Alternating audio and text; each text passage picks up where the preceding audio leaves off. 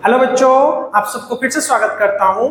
जो बच्चे 2024-25 सेशन के लिए एग्जाम अपेयर किए थे, मतलब इस साल 2025 में आपके बोर्ड के एग्जाम, सीबीएसई बोर्ड के एग्जाम अपेयर किए थे, ये वीडियो उन लोग के लिए है, चाहे वो 10th क्लास के हो या फिर 12th क्लास को। तो रिजल्ट कब पब्लिश होगा, ये आज बहुत एक पूरा न्यूज में छाया हुआ है कि जो सीबीएसई, क्योंकि बहुत इंपॉर्टेंट चीज है आपका सीबीएसई जो रिजल्ट है 10th एंड 12th का, जो बहुत सारे बच्चे, सारे पेरेंट्स के लिए बहुत ही इंपॉर्टेंट है।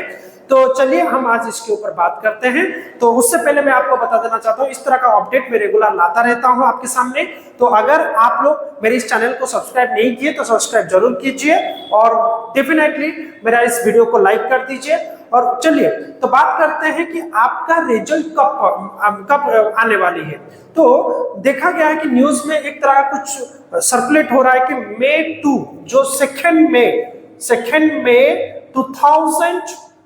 2025 को रिजल्ट निकलेगा। इससे कुछ मतलब न्यूज वगैरह रोटेट करते रहते हैं, लेकिन ये सही नहीं है, क्योंकि मेरा कुछ टीचर्स लोग के साथ बात हुआ है, कुछ मतलब जो लोग कॉपी चेकिंग के जाते हैं उस टीचर्स के साथ, उन लोग के साथ बात किया। मैं खुद भी एक सीबीएसई के स्कूल के टीचर हूँ और कई सारे टीचर्स के साथ भी बात किया हूँ। हाँ, 10th के सारे कॉपी चेकिंग खत्म हो चुके हैं, लेकिन 12th के जैसे कुछ पेपर, जैसे हिस्ट्री के पेपर, ऐसे कुछ पेपर का कॉपी चेकिंग अभी भी चालू है। टीचर्स जा रहे हैं कॉपी चेकिंग के लिए। तो ये कभी भी पॉसिबल नहीं है कि 10th का रिजल्ट 12th से पहले निकाल दे, ऐसा नहीं होगा, ये एक साथ ही निकल जाता है। तो आपका जो रिजल्ट मान के चलिए कि आज आपका जो 29 आपका अप्रैल है, तो मान के चलिए कि एक हफ्ते में, मतलब 2 तारीख को तो पॉसिबल ही नहीं है। और ये भी मतलब मेरे हिसाब से तो ये लग रहा है रिजल्ट निकलते डेफिनेटली आपका मई 10 उसके बाद ही रिजल्ट निकलेगा, जो मुझे लग रहा है। उससे पहले भी हो सकता है, लेकिन क्योंकि कॉपी चेकिंग अभी तक कंप्लीट नहीं हुआ है आप लोग का 12th का, कुछ पेपर, मेजर पेपर सारे जैसे फिजिक्स, केमिस्ट्री, बायो, मैथमेटिक्स, ये मेजर पेपर्स के कॉपी चेकिंग कंप्लीट हो चुके हैं। लेकिन कुछ छोटे जो पेपर्स कम बच्चे जिसको देते हैं, उस पेपर का कॉपी चेकिंग अभी भी चल रहा है। तो बच्चों, आप ये आश्चर्य हो जाओ कि जो न्यूज में सर्कुलेट हो रहा है मई 2 या फिर मई 7, तो वैसे रिजल्ट निकलने वाले नहीं है। मेरे हिसाब से 10 या 10 के बाद ही निकलेंगे, और उससे पहले निकल गया तो बहुत अच्छी बात है, लेकिन मई 2 और मई 7 के अंदर तो निकलने वाले नहीं है। तो आपका पूरा फोकस, पूरा ध्यान 11th के पढ़ाई में, अगर 10th अभी आप रिजल्ट एग्जाम दिए हो तो आप मतलब कुछ बच्चे ऐसे होता है ना जो कि चाहते हैं कि हम एग्जाम रिजल्ट के बाद पढ़ाई शुरू करें। ऐसा मत करो, आप लोग इमीडिएटली पढ़ाई चालू कर दो। अपना 11th का जो कोचिंग, आपके जो भी ट्यूशंस वगैरह, जो भी कोचिंग्स वगैरह, आप 11th के लिए चालू कर दो।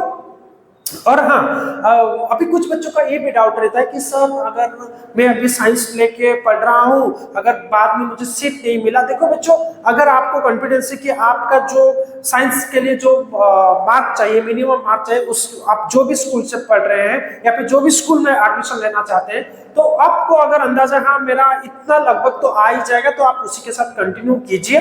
फिर भी अगर, हाँ, और एक चीज, अगर आप अभी साइंस लेके पढ़ रहे हैं, कुछ बच्चों का क्या होता है ना, पहले कुछ स्कूल पे एडमिशन ले लेता है, आपका एडमिशन हो जाता है, कुछ बच्चों का 11th का पढ़ाई शुरू होता है। तो बच्चे क्या करते हैं, पहले साइंस लेते हैं, अभी उनका रिजल्ट के बाद उनके मन में डाउट रहता है कि हम अभी साइंस ले हैं, बाद में उसको चेंज कर सकते हैं नहीं, कि अभी कॉमर्स लेके पढ़ रहे हैं, बाद में उसको आज साइंस स्ट्रीम लेके पढ़ सकते हैं कि नहीं। हाँ, अगर आपका उतना मार्क, एलिजिबल मार्क 10th में आ गया, तो अगर आप कॉमर्स पढ़ रहे हैं तो साइंस स्ट्रीम को भी चेंज कर सकते हैं। अगर आप ह्यूमैनिटीज लेकर भी पढ़ रहे हैं 11th में, तो भी आप साइंस को चेंज कर सकते हैं, अगर आपका ऑन एन एवरेज उस स्कूल में जितना साइंस का एवरेज मांग रहा है, और उससे अगर सीट भी खाली होना चाहिए।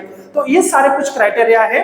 आप बेफिक्र अभी आपका जो 11th का पढ़ाई, उसको फुल फेज में शुरू कीजिए, और बाकी जैसे ही रिजल्ट निकलेगा मैं आपको अपडेट कर दूंगा। मेरे साथ जुड़े रहने के लिए आप मेरे चैनल को सब्सक्राइब जरूर कीजिए। और आप जब भी देखो, आपका जो रिजल्ट है उसके लिए आपके पास 3 मेजर इंफॉर्मेशन आप रखिए। सबसे पहला आपका रोल नंबर, जो आपका एडमिट कार्ड के ऊपर रोल नंबर है, उसको अपने पास रखिए।